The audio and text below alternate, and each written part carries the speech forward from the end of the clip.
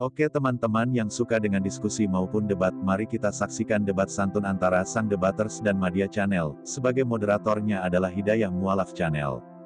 Biarlah Anda yang menilai, dan berkomentarlah dengan sopan, karena komentar Anda akan mencerminkan sifat Anda. Dan marilah kita dukung channel-channel para debaters ini, agar mereka selalu tetap semangat mewartakan kepercayaan mereka masing-masing. Untuk link channel para debaters ini bisa Anda lihat di deskripsi. Oke, langsung saja kita saksikan. Silakan subscribe bukan debaters. Malu bertanya, jalan-jalan. Selamat sore sang debater. Sore Media Channel. Madya dia, bukan media. Hah? Madya, bukan media. Madya. Madya. Media, lihat. Udah ini ya, sadar banget. Kenapa? Udah sadar gitu kan? Apa nanti masih kabur-kabur pandangan, nanti susah pula. Enggak, memang. Oke, jadi sistem gimana nih, Bang Rudi? Kita bikin 10 menit atau gimana? Bebas deh, bebas.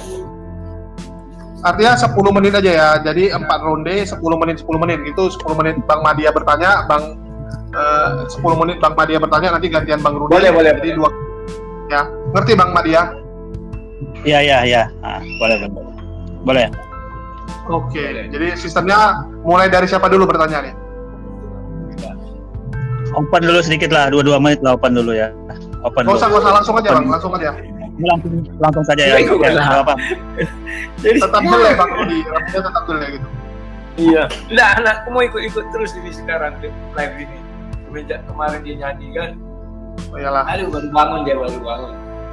Yo sama-sama tidur. Oke. Suruh ini, ada yang tulis Bang, suruh main TikTok aja kalau sama anak. Main TikTok. Dia mau jadi debaters nih. Jadi debaters juga. Cocok. Oke. Mulai dari siapa? Bang Madya bertanya duluan atau Rudi yang bertanya duluan? Enak ya. Bebas saja. Oke, Bang Madya dulu ya. Bang Madya dulu atau Bang Rudi? Bebas. Oke, Madya aja ya. Saya mulai. Oke, jadi assalamualaikum. Tunggu, belum santai Bang. Jadi saya mulai dari sekarang. Yuk. Silakan Bang Madya. Oke, assalamualaikum warahmatullahi wabarakatuh. Selamat sore sang debater. Sore. Mantap. Ya, ini Madya, kita bahas tema saat ini adalah tentang Allah Subhanahu wa taala. Apakah Allah Subhanahu wa taala atau Yesus yang patut disembah ya? Yang seperti itu. Nah, kalau Madya di sini sebentar saya buka sedikit dulu. Allah Subhanahu wa taala itu adalah sang pencipta ya, sang pencipta, sang pengatur semua seluruhnya dengan posisi sifat kesempurnaan yang sudah terkoordinir di dalam kitab suci Al-Qur'an dalam poin-poin sifat-sifat ya. Yang sudah terkontrol, teratur, terprinsip, ya tertulis dalam sifat-sifatnya dan nama-namanya kesempurnaan Allah Subhanahu wa taala itu di dalam Al-Qur'an yang sudah terbukukan. Seperti itu gambaran Allah Subhanahu wa taala. Jadi dalam posisi ini Allah sudah lengkap posisinya, sifat-sifatnya sudah jelas. Siapa itu sang pencipta dalam posisi dikenali dalam posisi sifat-sifatnya. Dalam sifat-sifatnya dan nama-namanya yang juga di situ bercermin ke sifat itu sendiri gitu loh. Nama-nama yang 99 itu pun cerminan dari sifat-sifat Allah Subhanahu wa taala. Oke, oleh karena itu di sini saya mau pertanyakan Bang Rudi ya. Mengapa Anda mempercayai Yesus itu sebagai Tuhan padahal masih banyak umat-umat terdahulu sejak zaman Nabi Adam itu juga dia menyembah Tuhan Yang Maha Esa. Apa dasar yang Anda kuatkan sehingga Anda percaya Yesus itu sebagai Tuhan? Itu silakan.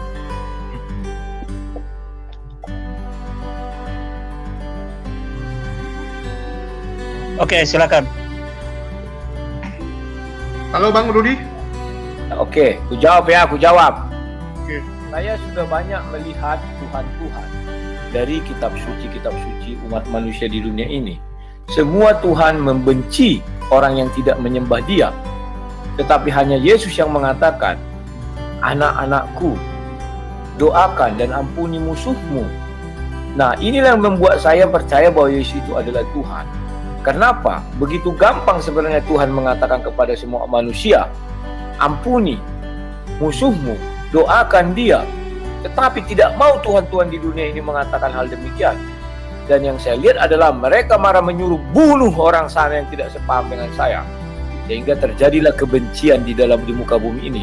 Kebencian itu dimulai dari Tuhan-Tuhan ini, yang mengatakan hanya mereka lah yang menyembah Tuhan, yang lain menyembah hantu. Sehingga terjadilah kebencian-kebencian. Itulah dasar saya mengapa saya menuhankan Yesus. Baik. Sekarang, Baik, terima kasih Bang Rudi ya. Begini Bang Rudi, di dalam ajaran Islam itu posisinya Islam itu masih mengakuin ajaran yang terdahulu itu apabila mereka beriman kepada kitab sucinya masing-masing, ya, beriman kepada Taurat, kitab Injil, kitab Zabur, mereka juga masuk ke dalam surga. Ini di dalam Al-Quran sudah dijelaskan dalam surah Al-Baqarah ayat 62.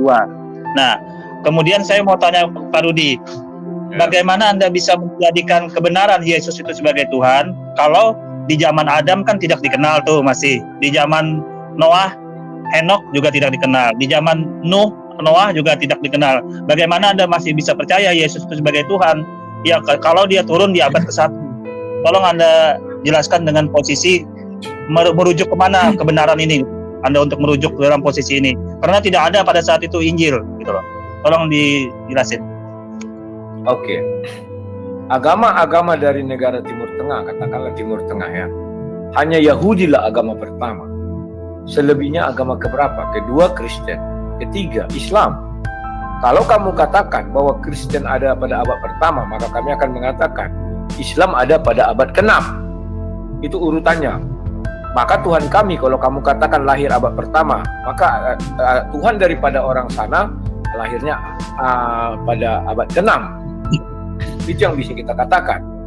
Faktanya, saya menyembah Yesus sudah saya katakan. Hanya Dialah Tuhan yang sanggup mengatakan ampuni, doakan, berkati musuhmu. Itu dasar saya mengatakan Dia Tuhan. Terlepas dari bagaimana pembuktian, kalau kita merujuk kepada, kamu tadi menanya saya kan, kenapa saya menuhankan Yesus? Itulah dasar saya. Terlepas daripada kita merujuk kepada bagaimana ketuhanan Yesus, itu beda lagi cara saya menjawab. Silakan. Kan mantap. Baik, terima kasih Bang Rudi. Ini kan agama Yahudi itu kurang lebih 2000 tahun sebelum ajaran Yesus ini, pada ajaran Nabi Isa atau Yesus ini abad ke-1, 2000 tahun sebelumnya kan datang. Itu artinya masih ada umat-umat terdahulu sebelum Nabi Musa itu, yaitu kepada Nabi Abraham, Nabi Nuh, Nabi Idris, kemudian Adam. Nah, dalam posisi ini itu siapa yang mereka sembah gitu loh. Mereka sembah siapa ini? Ajaran, kalau Islam sudah kontrol itu, sudah dijawab dalam Islam mereka bertauhid, ajaran yang hanif. Ini sudah dikontrol dalam Al-Qur'an sesuai surah Al-Baqarah ayat 62. Nah, dalam Bang Rudi sendiri bagaimana itu meyakinkan kepada umat manusia, kepada agama yang lain atau ajaran lain, kalau hanya sepihak dari ajaran Nabi Musa itu sendiri, ajaran Yahudi gitu loh. Sedangkan ajaran Nuh, Idris maupun Adam itu bagaimana umat mereka gitu loh, kalau tidak mengenal Yesus gitu loh. Silakan. Saya tidak mengurusi mereka, karena pertanyaanmu adalah kepada saya. Siapa yang saya sembah? Bagaimana saya menyembah Tuhan Yesus? Bagaimana saya mengakui Tuhan Yesus? Sudah saya jawab. Kalau kamu tanya saya, maka saya sudah melihat di dunia ini banyak agama. Semua agama, maaf, secara ajaran manusia waras itu mengajarkan kebencian. Karena semua menyuruh memerangi orang-orang yang tidak sepaham dengan mereka, membunuh orang-orang yang tidak sepaham dengan mereka, dengan agama-agama itu. Tetapi Yesus, ampuni, kasihi musuhmu. Itu yang saya lihat, sehingga saya menuhankan Yesus. Mau urusannya siapa Idris bertuhan sama siapa, saya nggak urus. Mau Musa yang ada 2 saya tidak urus, tuannya siapa? Mau Nuh yang ada 2 saya tidak urus, siapa tuannya? Karena kau di awal bertanya kepada saya. Silakan. Baik, Bang Rudi. Kalau begitu, Bang Rudi, gini ya Bang Rudi ya. Kita dalam mengenal Tuhan, Sang Pencipta itu tentunya kita harus tahu kebenarannya sebelum-sebelumnya dulu gitu loh. Walaupun sepihak dari Bang Rudi mengklaim kebenaran Yesus itu sendiri dalam posisi ini. Tapi bagaimanapun kita tidak boleh menghilangkan atau menghindari posisi keadilan Tuhan. Kalau Tuhan tidak ada pada saat sebelum Yesus itu datang kan, dalam posisi ini kan ya sangat meragukan kebenaran Tuhan itu sendiri gitu loh. Berbeda dengan Allah Subhanahu wa taala, Allah sudah mengcounter, sudah menjawab sejak zaman Adam. Sudah terkontrol dalam Islam itu bahwa Adam juga diturunkan suhuf-suhuf, dalam posisi ini suhuf-suhuf. Idris diturunkan suhuf-suhuf, lembaran-lembaran kitab suci juga.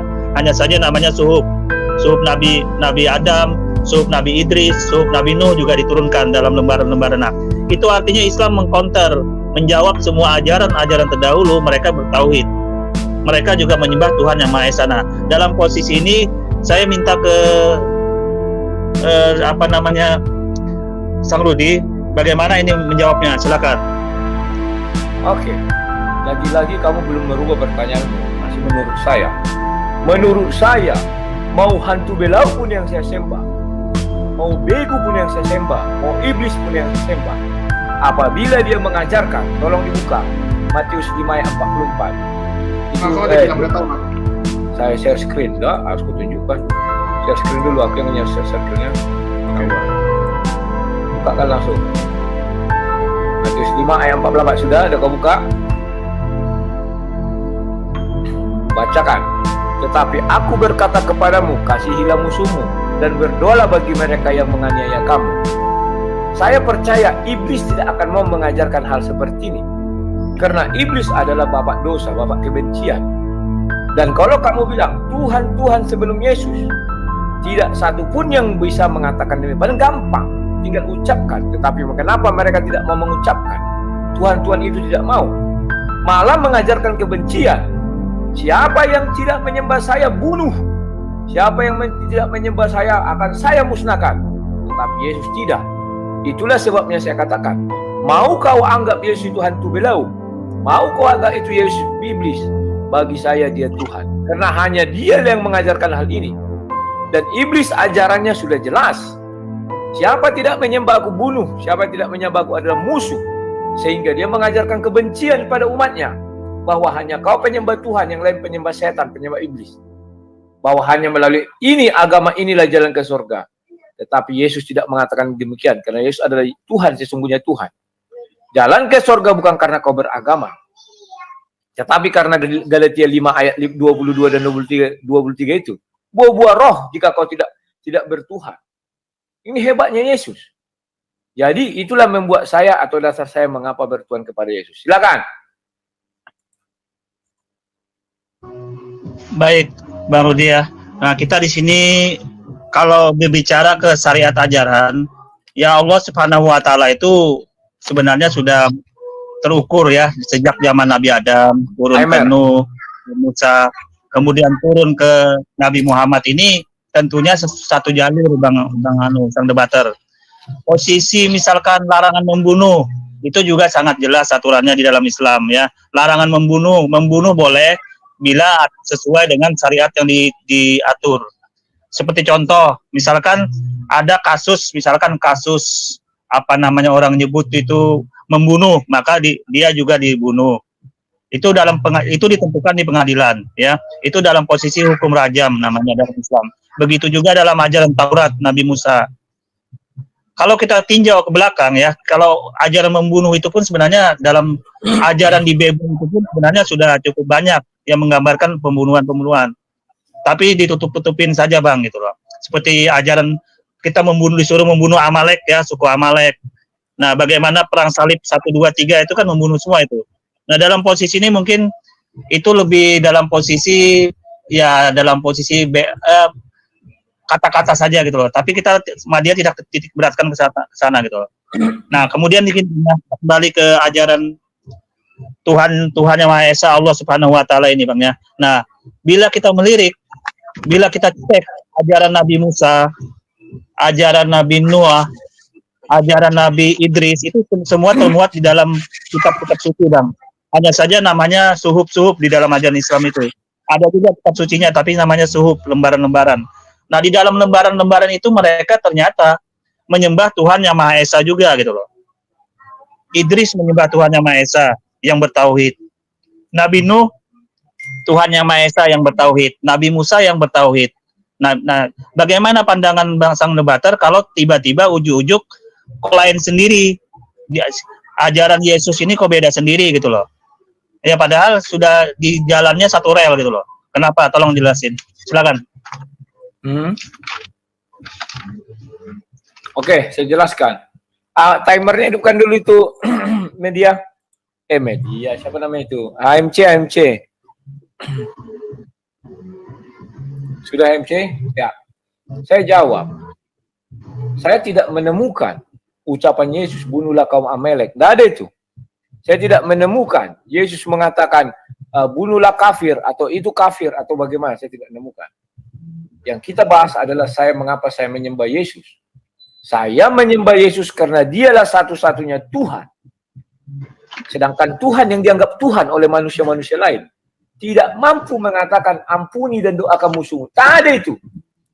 Tak ada yang berani mengucapkan itu. Gampang tinggal ucapkan. Tetapi semua mengatakan bunuh musuh-musuhmu. Bunuh orang-orang kafir itu. Mengenai perang salib, itu tidak ada perintah Yesus perangi orang. Tidak. Bedakan antara dosa dengan perintah. Tidak ada. Oke, silakan. Oke, Sang Debater ya. Tapi faktanya di Perjanjian Lama kan ada suku Amalek kan disuruh membunuh. Ya, terjadi perang salib juga. Jadi kita nggak bisa menutupin itu semua. Nah, dalam posisi ini saya tidak tekankan ke sana. Jadi bagaimana Anda bisa mengatakan Yesus itu sebagai Tuhan kalau orang Yahudi pun sebenarnya nggak menerima, Bang Rudi gitu loh. Bagaimana Anda bisa mengatakan Alkitab Taurat ini pun nggak menerima, ajaran Yahudi menerima ajaran Yesus ini sebagai Tuhan gitu loh. Bagaimana Anda bisa mengatakan kebenaran gitu loh, sedangkan pemilik asal nggak nerima gitu loh. Silakan. Loh, pemilik asal Yesus siapa? Bukan Yahudi. Pemilik asal Yesus adalah Bapa di sorga. Selesai. Saya tidak urus dengan agama Yahudi. Bentar ya. Baterai habis. Memang betul. Ayah, aduh. Pas mau dicoba enggak mau. Oh, belakang. Gimana Bang Rudi? Udah. Oke. Saya lanjutkan. Saya tidak urus masalah Yahudi. Mereka mau terima Yesus, mau tidak terima Yesus bukan urusan saya. Urusan saya kamu tanya, bagaimana, mengapa saya menyembah Yesus? Saya sudah jelaskan. Dari banyak agama, dari banyak Tuhan, tidak satupun Tuhan yang berani mengucapkan ampuni dan doakan musuhmu. Tak ada itu. Kalau kamu bilang Perjanjian Lama Amalek, maka kamu harus tahu konteksnya. Yesus masih belum ada di situ. Yesus itu firman menjadi manusia dan manusia itu diberi nama Yesus. Mungkin nanti kamu bertanya konteksnya, jangan kamu tanya menurut Bang Rudi. Ya, karena menurutku itulah yang kupahami. Saya sudah banyak melihat Tuhan dan saya sudah pelajari banyak Tuhan. Tidak ada yang seperti Yesus. Menyuruh mengampuni musuh. Semua menyuruh bunuh. Mereka itu kafir. Harus dimusnahkan segala macam. Betapa bencinya Tuhan yang mereka sembah kepada orang yang tidak menyembah dia. Tetapi hanya Yesuslah Tuhan yang tidak pernah membenci orang yang tidak menyembah dia. Silakan. Baik, Sang Debater ya. Kalau melihat itu, Hindu dan Buddha pun nyuruh menyembah ya. Tapi dalam posisi ini, bagaimana Anda bisa mengatakan suatu kebenaran kalau Tuhannya hanya sepihak dari ajaran Yesus itu sendiri? Tuhan Nabi Musa dan ke atas itu apakah beda Tuhannya? Tolong dijelasin. Sudah saya katakan, saya tidak peduli Tuhannya Nabi Musa, Tuhannya siapa, nggak peduli saya. Karena pertanyaan, siapa Tuhan Sang Debaters? Mengapa kau menyembah Yesus? Itulah alasan saya kenapa saya menyembah Yesus. Silakan, sangkut. Oke. Apakah Tuhan sebelum Yesus itu, apakah Tuhannya beda atau sama? Tolong dijelasin. Tuhan sebelum Yesus itu beda dengan Yesus apa sama? Kalau kamu tanya kepada saya, menurut saya apakah Tuhan-Tuhan sebelum Yesus itu sama? Kalau dari garis Abraham, Ishak dan Yakub tidak sama. Tetapi Tuhan setelah Yesus itu baru hantu-hantu. Hantu belau, roh-roh jahat. Itu yang menurut pemahaman saya. Silakan. Oke, berarti Tuhan tidak ada berkeadilan dong menciptakan manusia sejak zaman Adam sampai Yesus itu datang. Setelah Yesus datang baru Tuhannya ada. Berarti Tuhan tidak adil dong menciptakan manusia itu baru ditampa ada Tuhan yang benar gitu loh. Gimana menurut Rudi? Silakan. Iya, bagi saya begitu. Setelah Yesus datang baru ada keadilan bagi seluruh manusia. Di mana seluruh manusia bisa memperoleh keselamatan tanpa harus menyembah Tuhan A, Tuhan B, Tuhan C, Tuhan D. Galatia 5 ayat 22 dan 23. Buah-buah roh itu saja kamu jalankan, kamu sudah bisa masuk surga.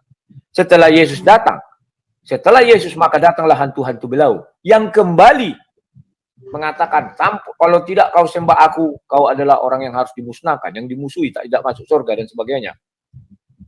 Silakan. Oke, berarti kalau begitu caranya banyak Tuhan dong Bang Rudi, banyak Tuhan. Dulu Tuhannya beda, sekarang Tuhannya beda. Bagaimana ini gitu loh? Kan tidak ada keadilan Tuhan dalam posisi ini. Kalau Islam semuanya sama Tuhannya sejak Adam gitu loh. Silakan. Ya, itu kan menurut kau Tuhannya sama. Faktanya nggak sama. Maka saya bilang, keadilan Tuhan itu hanya datang dalam Yesus. Tidak ada lagi Tuhan membenci orang yang tidak menyembah Dia. Setelah Yesus datang, siapapun dia, asal bisa sanggup melaksanakan 9 buah roh, dia akan ke surga.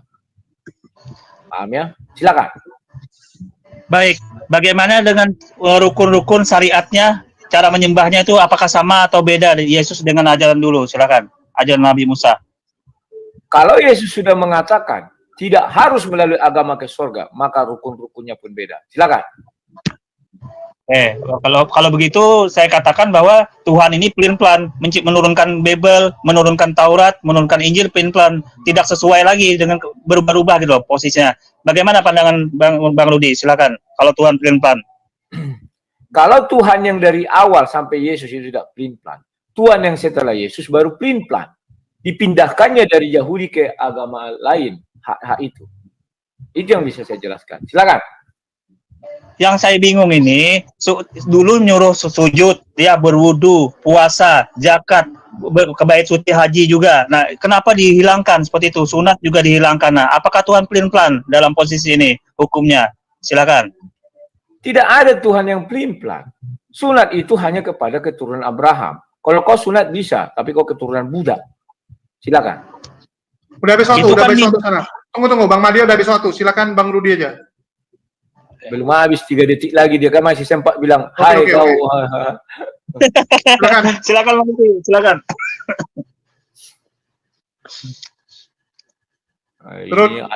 Udah, habis aja, nggak apa-apa, baru belajar. Jangan kau bilang habis kalau belum masih ada 2-3 menit lagi. 3 detik itu kalau aku biarkan, nanti dia begitu tank selesai langsung timernya nanti mau set lagi gitu, lebih ribet. Oke, karena 3 detik juga mau ngomong apa dia. Oke, jadi ronde pertama udah selesai dan sebenarnya ini agak kurang greget gitu ya. Di menit pertama ngoceh gitu, di awal-awal waktu semua ngoceh. Begitu tinggal 1 menit terakhir kok malah kayak main lempar-lempar bola gitu kan, baru berapa detik lempar gitu. Ini agak ya kurang gitu. Kalau bisa manajemen waktunya itu ya diatur gitu ya. Jadi ini untuk teman-teman yang memang mau jadi pendebat juga itu ya. Ini suatu masukan. Kalau bisa tuh waktu itu memang diatur dari awal gitu. Jangan udah dekat-dekat akhir, udah kurang waktu, baru istilahnya waktu itu dihemat-hemat gitu ya. Jadi ibaratnya orang nih kayak macam anak kosan juga ini jadinya kan. Waktu awal bulanan masih banyak duit, lancar dia makan gitu kan. Begitu udah akhir-akhir dihemat-hematin gitu. Ini harusnya di ronde kedua bisa lebih bagus ya. Itu aja yang mau saya sampaikan. Oke, jadi di ronde kedua giliran Bang Rudi yang bertanya, Bang Madia yang menjawab. Ya, jadi silakan Bang Rudi Yohanes. Saya bertanya, dalam ajaran Islam, mereka menyembah Allah SWT. Apa yang mendasarkan orang-orang Muslim atau ajaran Islam itu harus menyembah Allah SWT, bukan Allah Yahweh yang punyanya orang Yahudi? Silakan. Baik, Allah Subhanahu wa Ta'ala dalam ajaran Islam itu sama dengan ajaran nabi-nabi sebelumnya, yaitu sejak zaman Adam sampai Nabi Muhammad SAW. Ini sudah termuat dalam sholat-sholat itu, doa iftitah orang sembahyang pun sama. Seperti itu Bang Rudi. Ini sudah termuat di dalam Quran surah As-Sajdah ayat 4, Al-Baqarah ayat 62. Jadi Tuhan Islam itu sejak zaman dulu sama. Sejak zaman Nabi Adam sampai Muhammad sama. Hanya saja namanya yang berbeda-beda. Silakan. Jika kamu katakan sama, mengapa kisah Nuh berbeda dengan kisah Nuh orang Yahudi dan yang orang Islam? Mengapa kisah Musa berbeda kisah Musa Yahudi dengan Islam? Silakan. Jawabannya karena Allah Subhanahu wa taala ingin meluruskan, ingin menjelaskan fakta-fakta yang dihilang-hilangkan, yang dikabur-kaburkan, yang disalah-salahin fakta yang terdahulu. Makanya Allah menurunkan Al-Qur'an untuk meluruskan itu semua, makanya berbeda. Itu jawabannya. Oke, silakan kamu luruskan. Yang mana dari kisah Nuh orang Yahudi berbeda bengkok sehingga diluruskan di Al-Qur'an? Silakan. Oke. Untuk Nuh itu yang diluruskan adalah Nuh itu mempunyai umat. Nuh itu Nabi Nuh mempunyai umat, sedangkan di ajaran Anda Kristen tidak mengatakan bahwa Nabi Nuh itu punya umat. Katanya itu seperti itu, saya berdebat sama teman-teman yang lain. Nah, kemudian Islam datang mengatakan Nuh itu punya umat, makanya umatnya ini yang suka menyembah berhala, suka kafir, kufur kepada Allah, maka ditenggelamkanlah. Seperti itu Bang Rudi. Berarti bukan umat Nuh. Umat yang tidak mengikut Nuh itulah yang ditenggelamkan. Sekarang umat Nuh Bang Rudi, umat Nuh, pengikut Nuh itu ada kaumnya, kaum Sid namanya, umat Nuh. Nah, itu ada umatnya, Nabi Nuh itu ada umatnya. Makanya Tuhan turunkan bencana banjir seperti itu. Baik. Sekarang aku tanya, mengapa di dalam kitab Yahudi istri Nuh selamat, di dalam Al-Qur'an istri Nuh mati? Jelaskan. Belum nggak ngerti, coba diulang nggak paham itu apa itu maksudnya, nggak paham saya. Mengapa di dalam kitab Yahudi istri Nuh selamat, di dalam kitab Al-Quran istri Nuh wafat mati? Silakan. Nah itulah fakta yang terjadi, bahwa ternyata ada umatnya, dia mengikuti umatnya, mengikuti ajakan umatnya juga Nabi Nuh gitu loh. Padahal di dalam ajaran agama Anda kan menolak ada umat. Nah ini membuktikan juga bahwa sebenarnya Nabi Nuh itu punya umat, makanya diajak banjir yang besar. Itu memang begitulah fakta yang terjadi gitu loh. Fakta yang terjadi seperti itu. Oke. Saya tidak nanya umat, saya tanya istri Nuh. Silakan. Kalau Al-Quran mengatakan seperti itu, ya seperti itulah kami percaya, karena bagaimanapun umat-umat terdahulu pun sebenarnya dia mempunyai istri mungkin lebih daripada satu gitu loh. Artinya berpoligami. Jadi kita tidak bisa menilai seperti itu begitu. Tergantung ayat Al-Qur'annya menjelaskan. Silakan. Nuh tidak pernah disebutkan baik di dalam kitab Taurat, kitab orang Yahudi maupun Islam berpoligami. Kalau kau punya bukti berpoligami, tunjukkan. Saya juga tidak punya bukti itu. Hanya saja saya kan juga mengikuti aturan dari Al-Qur'an mengatakan umat istrinya itu tidak patuh kepada Nabi Nuh sehingga ditenggelamkan dengan anak-anaknya. Itu sudah itulah pelurusan sejarah yang terjadi gitu loh di dalam Al-Qur'an. Seperti itu, silakan. Pelurusan sejarah menurutmu? Kalau menurut Yahudi penyelewengan sejarah bagaimana? Apa kamu terima? Bagi saya, begitu orang Yahudi itu membunuhin para nabi, membunuhin para nabi, Zulkifli, Yesus dibunuhin, termasuk nabi-nabi yang lain dibunuhin, itu sudah ditambah pengkhianatan dalam sejarah dalam orang Yahudi. Bagi saya, Yahudilah yang lebih banyak dalam posisi merubah-rubah kitab sucinya. Ini diinformasikan juga di dalam kitab suci Al-Quran. Silakan. Itu kan menurutmu. Menurut Yahudi tidak demikian. Apalagi sampai kamu bilang dirubah-rubah. Apa bisa Al-Quran menunjukkan yang asli? Silakan. Oke, kita gampang saja untuk mengatakan itu. Kita lihat faktanya saja. Fakta yang terjadi, dia sudah melanggar hari Sabat. Ya, pertama itu. Yang kedua, yang terjadi faktanya dia sudah banyak membunuhin para nabi. Ya, nggak usah jauh-jauh, Yesus pun mereka usahakan dibunuh. Dengan dia ikut serta memberitahukan Yesus itu tempat persembunyian, para rakyat juga berkomplot untuk membunuh Yesus itu sendiri, walaupun Romawi yang membunuhnya sebagai eksekutornya. Silakan. Saya belum tanya itu lagi. Jadi maksudmu, zaman Nuh sudah banyak nabi dibunuh orang Yahudi. Yahudi aja belum ada zaman Nabi Nuh. Silakan. Oke, kalau zaman Nuh itu kan kembali bukan di situ, Bang Rudi. Maksudnya nih yang terjadi pada zaman yang bukan Nabi Nuh. tapi pada zaman Nasrani, ya, sepeninggal Nabi Musa kan Nasrani meneruskan sesuai Matius 5 ayat 17 sampai 19. Jadi dalam posisi ini itulah kelakuan orang-orang Yahudi gitu loh. Yang banyak membunuhin Nabi Nuh, yang banyak membunuhin nabi-nabi gitu loh, yang datang pada saat itu. Silakan. Setelah Musa bukan Nasrani, kamu ngarang. Nasrani itu ada setelah zaman Yesus. Nah, yang paling aneh, kamu percaya Tuhannya sama, tetapi kok isi kitab sucinya berbeda. Kenapa? Silakan. Oke, saya sampaikan dulu. Sepeninggal ajaran Nabi Musa, umatnya menyembah sapi, Melkisedek dan Nabi Musa. Sepeninggal ajaran Yesus, umatnya menyembah manusia, termasuk Yesus disembah, dan disembah juga yang lain. Jadi yang benar adalah Nasrani pada saat ajaran Yesus itu masih hidup. Mereka masih bertauhid, dan ini diakui di dalam Islam. Kitabnya kitab Injil. Nah, dalam posisi ini masih dibenarkan. Tapi apabila ada kitab yang setelah Yesus itu mati, kemudian dibuatlah kitab yang terbaru, kemudian setelah Yesus itu mati, nah ini yang tertolak di dalam Islam. Seperti itu gambarannya. Justru kamu mencoreng mukamu sendiri. Kitab yang terbaru setelah Yesus, kitab sucimu. Kalau kamu bilang Nasrani itu masih diterima dan benar, kenapa tidak Nasrani saja? Kenapa harus ada agama lain baru? Silakan. Baik, begini Bang Rudi, saya jelasin. Islam menerima ajaran Nasrani, artinya itu Yesusnya, Isanya masih hidup, itu ajarannya masih sempurna, masih bertauhid. Nah, sepeninggal Nabi Isa atau Yesus, maka berubah sudah sesembahan mereka, ada oneness, ada Tritunggal dan lain-lain. Aneh-aneh sudah sesembahan mereka ini, makhluk yang disembah. Nah, inilah yang ditolak di dalam Islam. Maka Islam datang untuk meluruskan itu semua. Meluruskan itu termasuk meluruskan ajaran Nabi Musa yang menyembah sapi. Gitu loh, silakan. Ajaran Nabi Musa tidak pernah menyembah sapi. Ajaran Nabi Isa menurut Al-Quran tidak pernah menyembah manusia. Apa yang mau diluruskan? Jawab dulu, silakan. Dari Al-Quran mau jawab. Baik, saya sampaikan kembali ya. Saya kalau mau buka Al-Qurannya ini tidak sempat nih. Sesuai dalam Al-Quran, saya langsung intinya saja. Artinya dalam posisi ini, saya bacakan artinya bahwa kafirlah orang yang mengatakan Isa itu salah satu Tuhan atau bagian daripada Tuhan itu sendiri. Itu intinya dalam ayat Al-Quran seperti itu. Nanti kalau ayatnya saya tampilkan kalau ingin. Silakan.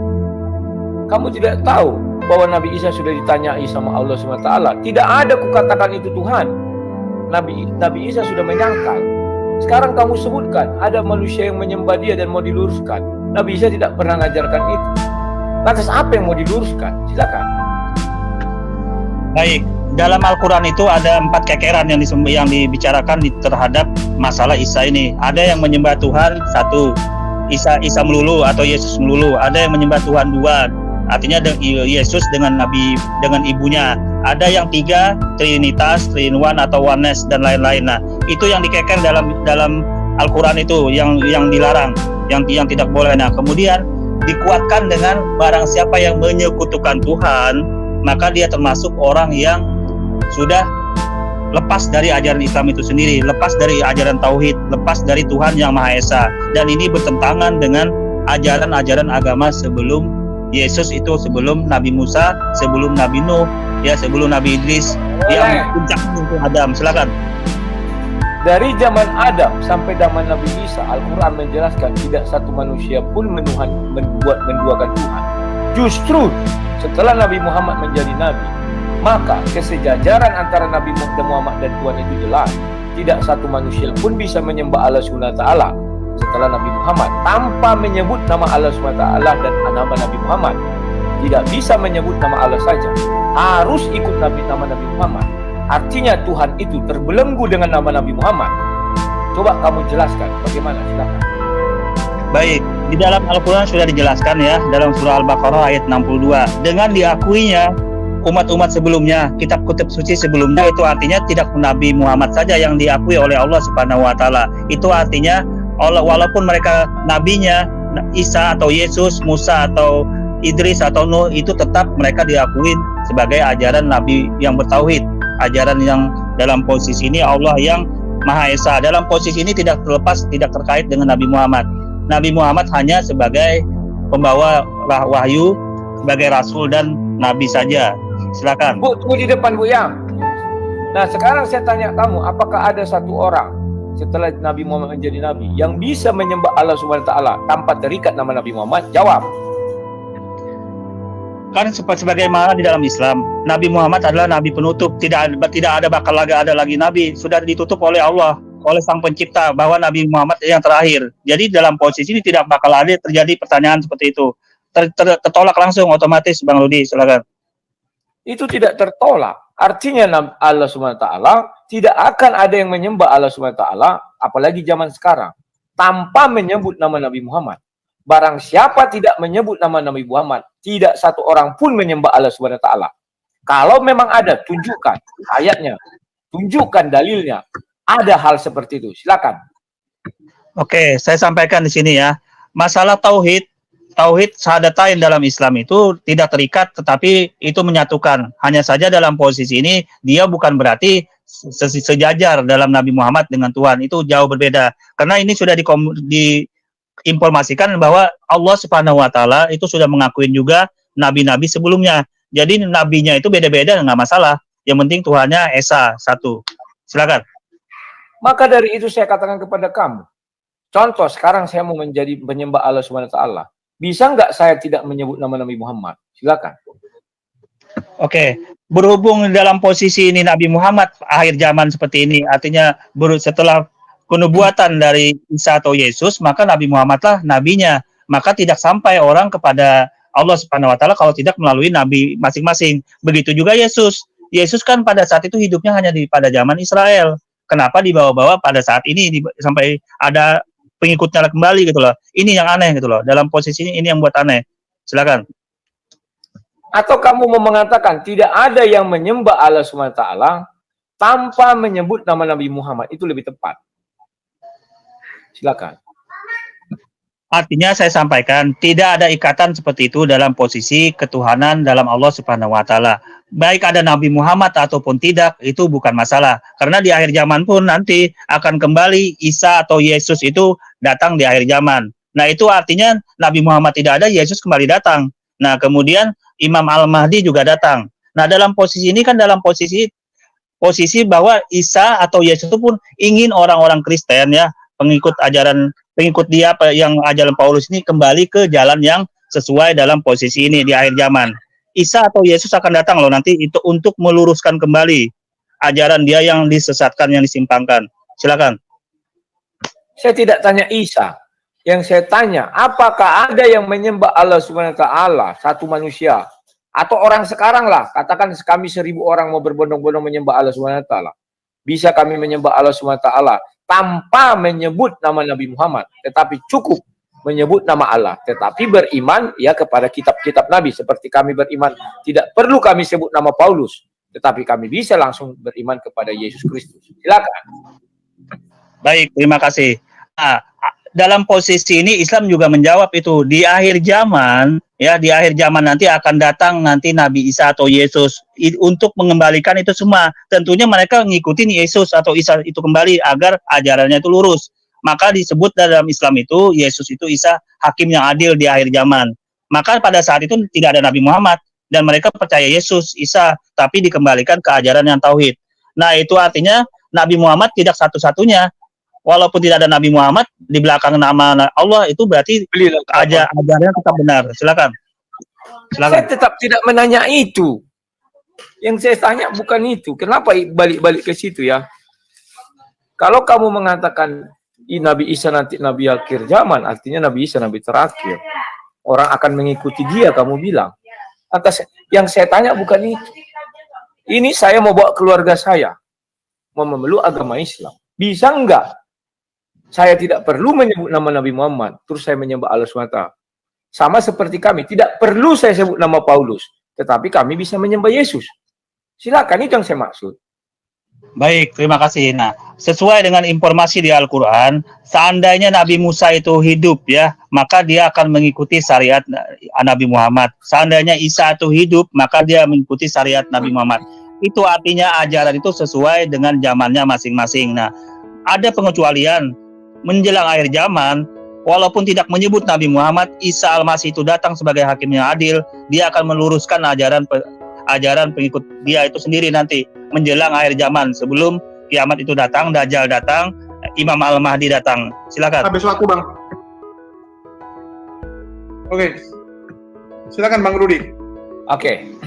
Jadi yang saya tanya bukan itu. Saya nggak nanya Isa, nggak nanya Musa, andai kata hidup. Yang saya tanyakan, dan bahwa fakta sejarah, tidak boleh manusia menyembah Allah SWT tanpa menyebut nama Nabi Muhammad. Artinya, Allah SWT bisa menjadi Tuhan saya apabila saya menyebut nama Nabi Muhammad. Artinya, Allah SWT dipertuhankan atau dituhankan, terikat kepada Nabi Muhammad. Beda dengan kami, Yesus kami pertuhankan tanpa menyebut nama Paulus sebagai nabi atau rasul pun tidak masalah. Tetapi kami meyakini ucapan Paulus itu adalah Injil, ya. Bedakan ya. Saya tidak mengatakan Nabi kitab suci Al-Quran bukan kitab suci, tidak, itu kitab suci. Tetapi saya ingin menyembah Allah SWT tanpa menyebut nama Nabi Muhammad. Tepatnya kamu bilang betul, 2 kalimat syahadat.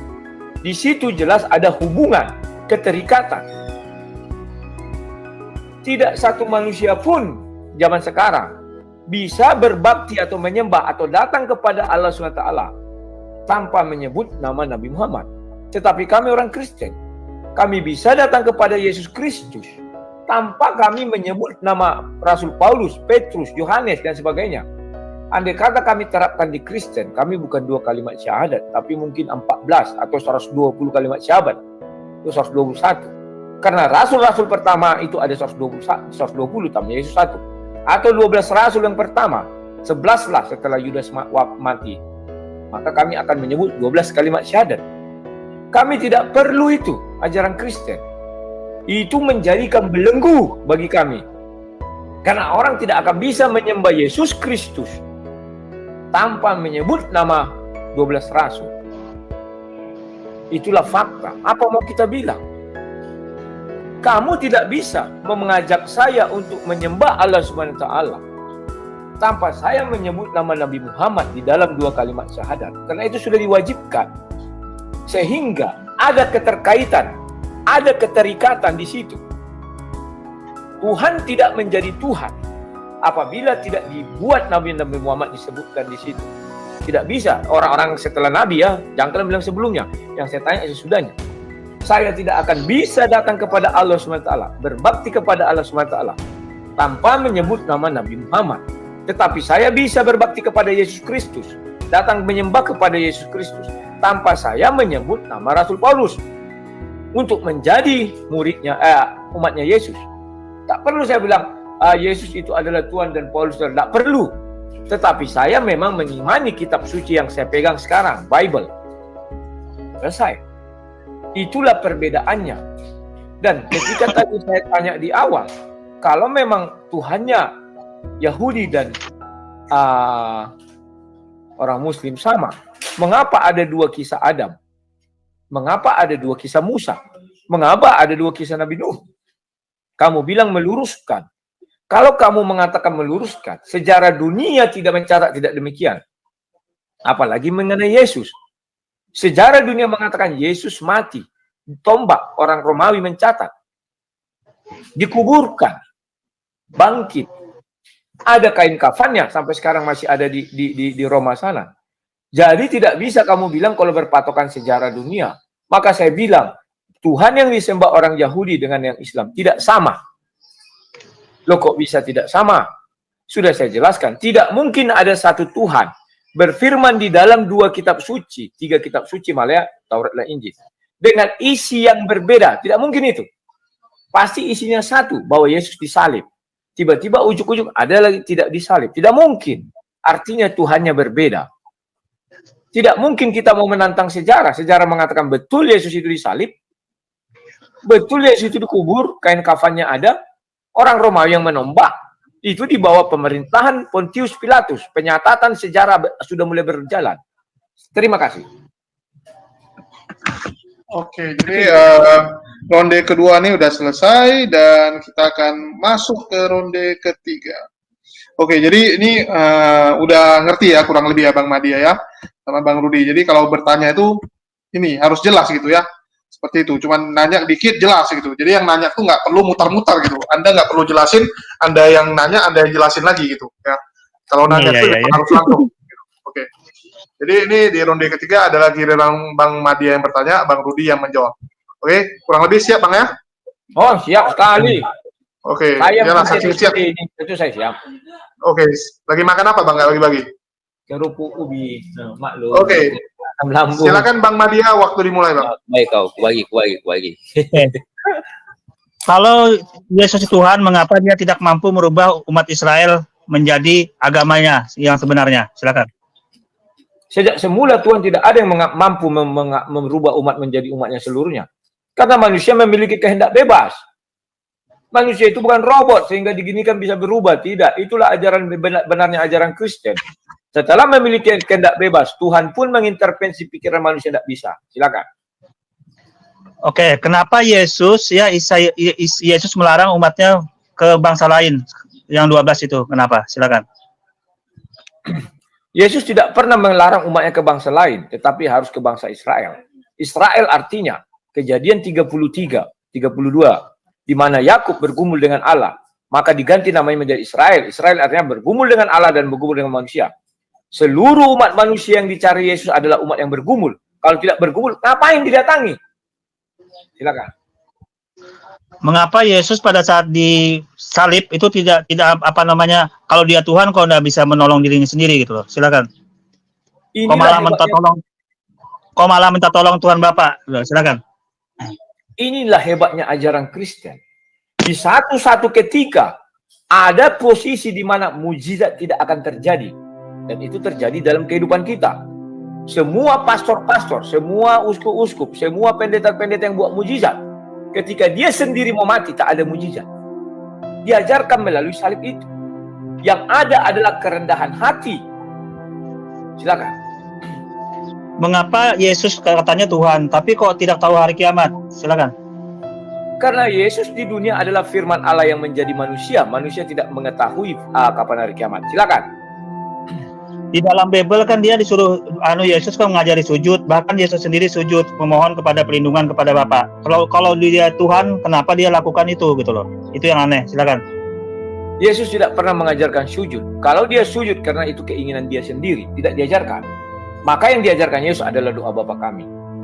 Bagaimana Yesus sujud? Karena Yesus di bumi, maka dia berbicara kepada sorga, itu namanya berdoa. Dia sujud ya karena Bapa yang mengutus dia. Silakan. Yesus kan lahir tanpa Bapa. Nah, kalau Adam lahir tanpa ayah dan tanpa ibu. Nah, kenapa Adam nggak lebih layakkah Adam dijadikan Tuhan? Silakan. Adam berdosa, Yesus tidak berdosa. Adam mati tidak bangkit-bangkit, Yesus mati dan bangkit. Itu bedanya. Silakan. Oke, apa Anda masih bingung? Yesus kan bisa dalam Bible bisa merubah dia bentuknya macam-macam, wajahnya. Itu kan artinya bukan orang yang disalib. Dalam posisi ini bagaimana pandangan Anda? Silakan. Mana ayatnya Yesus merubah wajahnya? Silakan. Saya tidak bisa tunjukkan dulu karena mencari, tapi itu ada. Nanti saya tunjukkan gampang. Tapi itu ada. Yesus bisa merubah bentuk wajah, itu ada. Silakan. Nanti saya carikan kalau ada posisi. Ada itu. Silakan. Jawab dulu. Yesus tidak merubah wajah, tetapi menampakkan wajah ketuhanannya dengan bercahaya terang benderang. Itu wajah Roh Kudusnya. Silakan. Oke. Bagaimana Anda bisa katakan kebenaran di salib itu kalau waktu penyalipannya berbeda-beda di dalam Bible itu? Silakan. Justru itulah kebenarannya. Ada beberapa penulis A melihat dari sudut A, penulis B melihat dari sudut B. Tetapi yang salah apabila penulis itu ada satu, isinya berbeda-beda. Silakan. Oke, kenapa Yesus menyuruh menjalankan syariat Musa ya, sedangkan Paulus membatalkan? Nah, ini bagaimana dua pertentangan di dalam Bible? Menjawabnya, silakan. Yang mana syariat Musa yang disuruh Yesus? Silakan. Macam-macam, termasuk berhitan ya, termasuk sujud itu juga termasuk salah satunya. Nah, terus masuk tidak makan babi dan yang lain-lain. Nah, itu Paulus membatalin semua. Silakan. Paulus tidak pernah membatalin. Musa tidak disunat, tetapi akhirnya sunat pengantin. Sunat hati itu dari Musa, bukan dari Paulus. Paulus hanya melanjutkan ajaran Musa. Silakan. Nah, makanya saya bingung ini.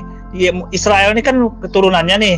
Harusnya Israel yang duluan menganut ajaran Yesus ini. Mengapa kok bisa sampai batal, nggak bisa menguasain? Apa gagal Yesus ini sebagai Tuhan untuk mempengaruhi orang Israel. Silakan. Yesus tidak pernah gagal. Jika ikut takaranmu, semua Tuhan di dunia adalah gagal. Karena banyak agama di dunia. Tidak ada satu agama. Silakan. Yesus kan di dalam Bible itu dia diperintahkan oleh Allah Bapa. Nah, kalau Yesus itu Tuhan, kenapa dia diperintahkan oleh Bapa? Silakan. Karena Yesus firman Allah yang menjadi manusia. Silakan.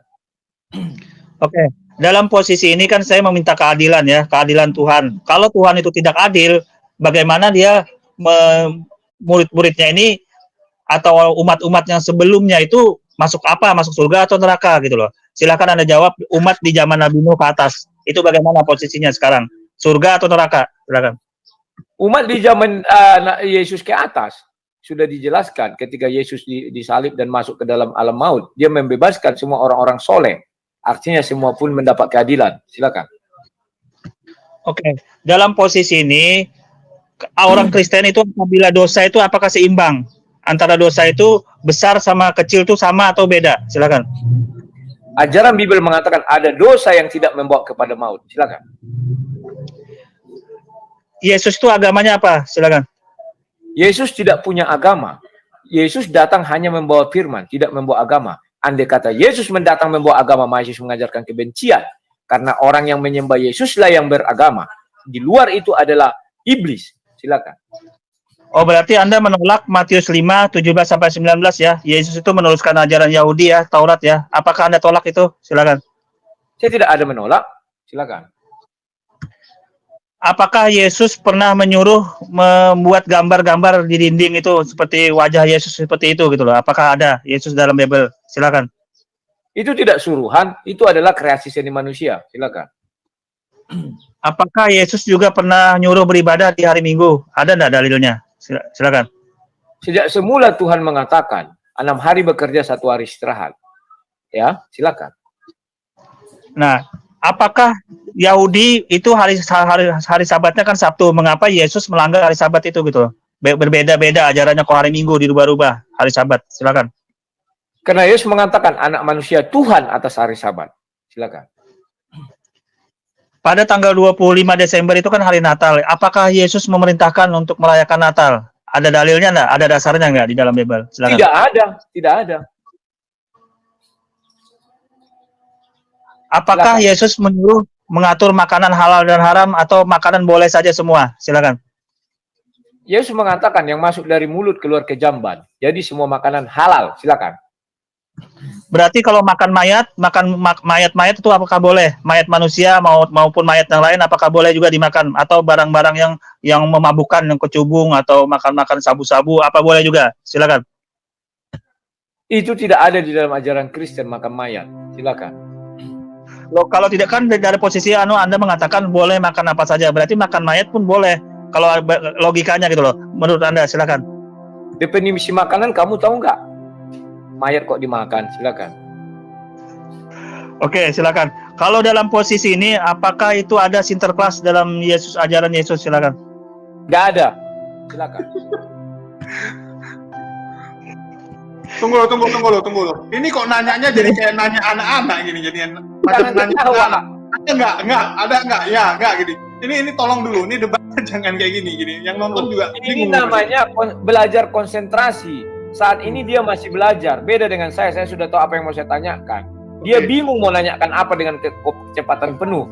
Sehingga dia apapun yang nangkut di pikirnya langsung ditanya ya kayak Facebook. Cuman coba ini gini. Waktunya itu kalau bisa digunakan benar-benar. Ini kok macam nggak pingin debat gitu. Main lempar sana lempar sini kayak anak-anak lempar mainan ini. Inilah debat bermutu, tidak perlu menceritakan hal yang tidak penting. Tetapi Oke, silakan.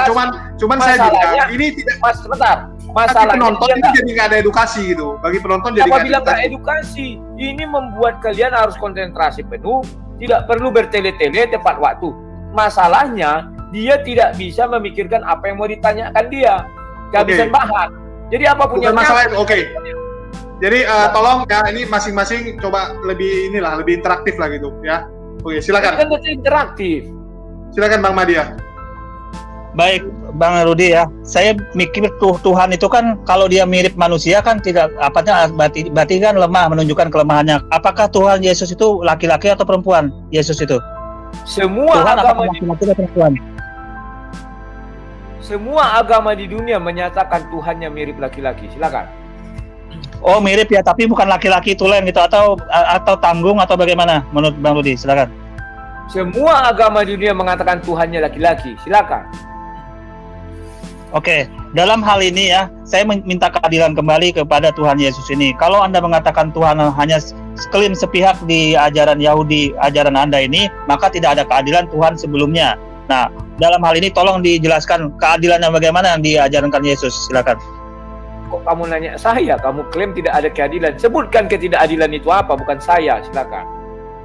Surga dan neraka berarti tidak ada pada saat itu, pada saat sebelum Yesus Kristus, karena tidak ada, dia tidak kenal. Nah, saya meminta penjelasan ini. Kalau Tuhan hanya datang pada abad ke-1, silakan. Surga dan neraka sudah ada. Apa yang mau kau tanyakan? Silakan. Kalau Tuhannya berbeda, Tuhannya sebelum Yesus itu datang berbeda-beda, berarti kan tidak ada kejelasan ini. Dalam posisi Tuhan juga tidak adil, pelin-pelan dalam posisi ini. Di mana keadilan Tuhan gitu loh. Silakan. Saya sudah katakan bukan tidak adil. Kan saya bilang Allah Abraham, Ishak, Yakub sampai Yesus itu sama. Silakan. Oke. Apakah Anda lebih percaya kitab suci yang ditulis setelah Yesus itu wafat, meninggal ya, yang jauh? Nah, apakah Anda lebih percaya itu dibanding dengan kitab suci yang nabinya masih ada, hidup gitu loh? Silakan. Nabi mana yang ditulis kitab sucinya selama hidup, ketika hidup? Nabi Muhammad. Nabi Muhammad pada masih hidup sampai 32 sampai 23 tahun Nabi Muhammad. Nanti itu saya tanyakan kepada kamu. Silakan.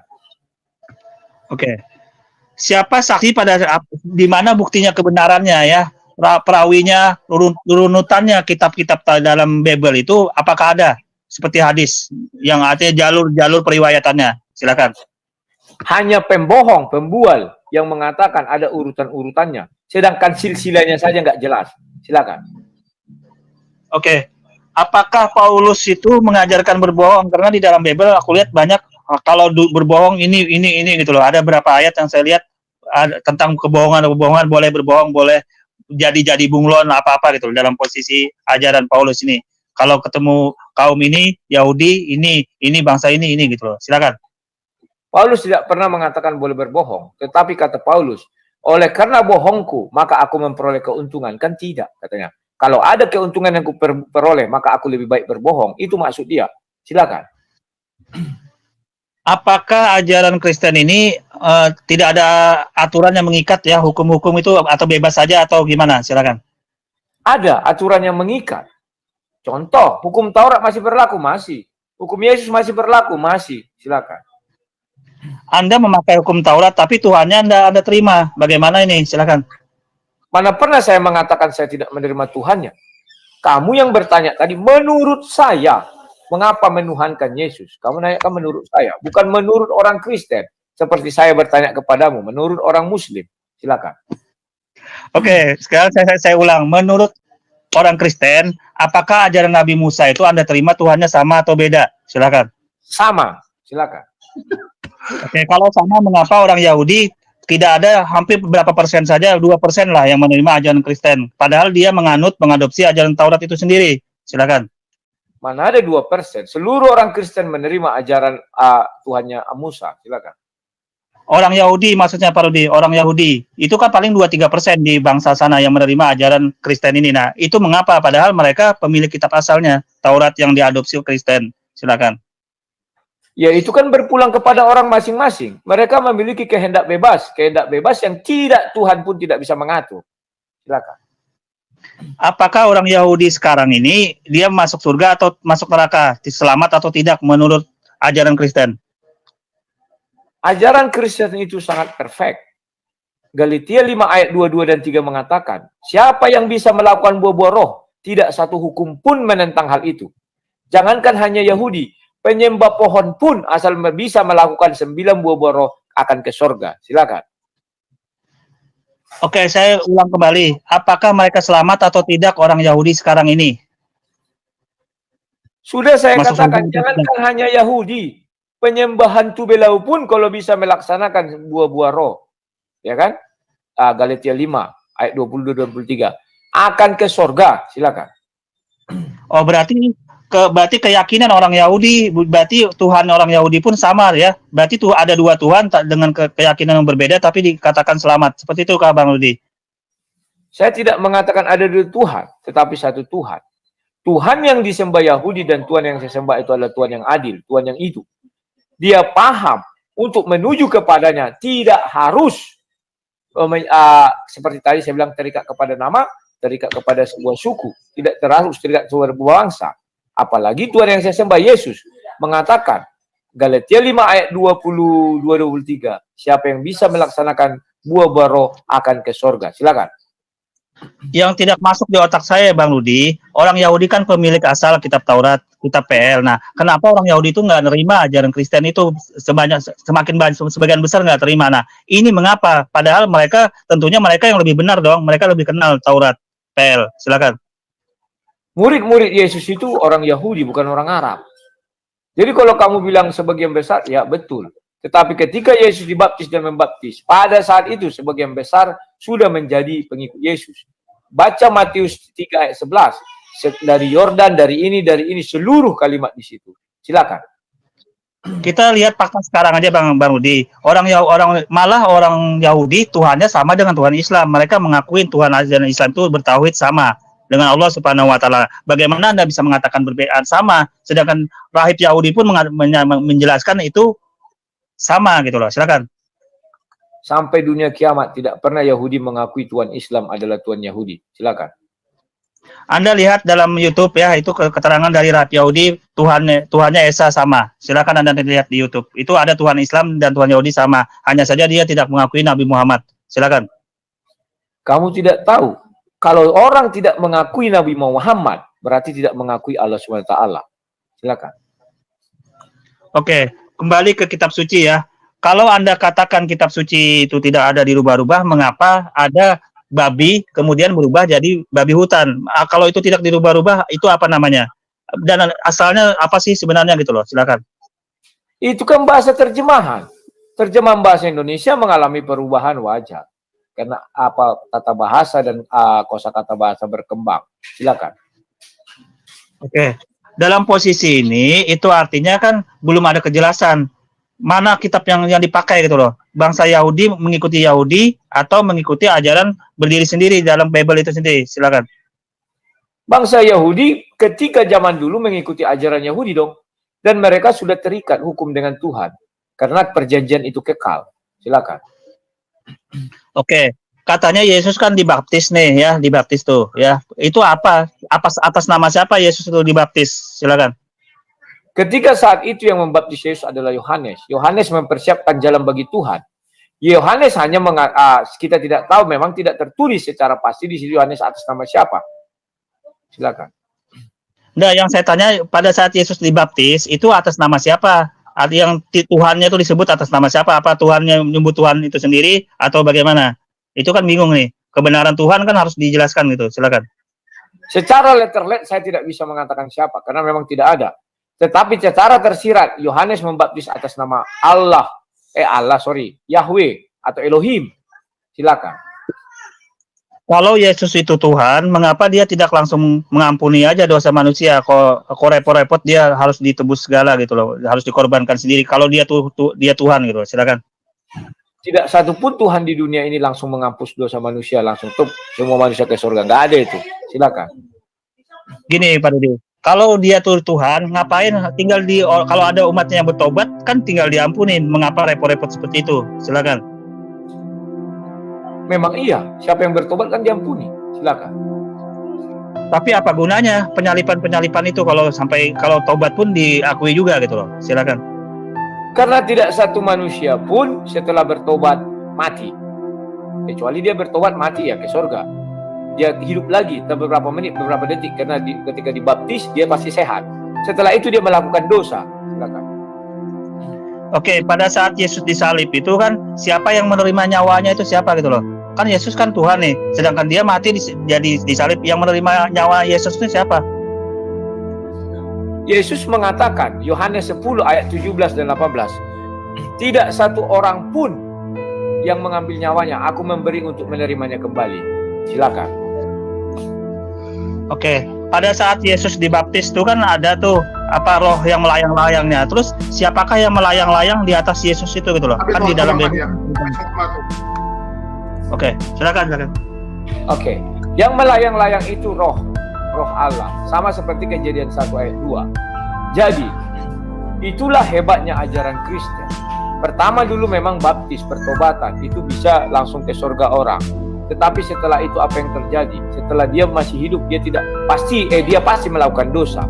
Sehingga dengan apa lagi manusia ke surga? Semua manusia oleh kematian itu membuktikan dia berdosa. Itulah gunanya penyaliban Yesus. Sehingga kita ada jalan menuju surga. Kalau itu tidak ada jalan kita menuju surga dengan apa? Tidak ada. Ya kan? Saya tertarik tadi mengenai kamu. Apakah Tuhan yang disembah orang Yahudi sama dengan Tuhan yang kamu sembah? Faktanya tidak. Sudah saya jelaskan tadi. Kamu bilang mereka tidak percaya kepada Nabi Muhammad. Siapa yang tidak percaya kepada Nabi Muhammad adalah Nabi.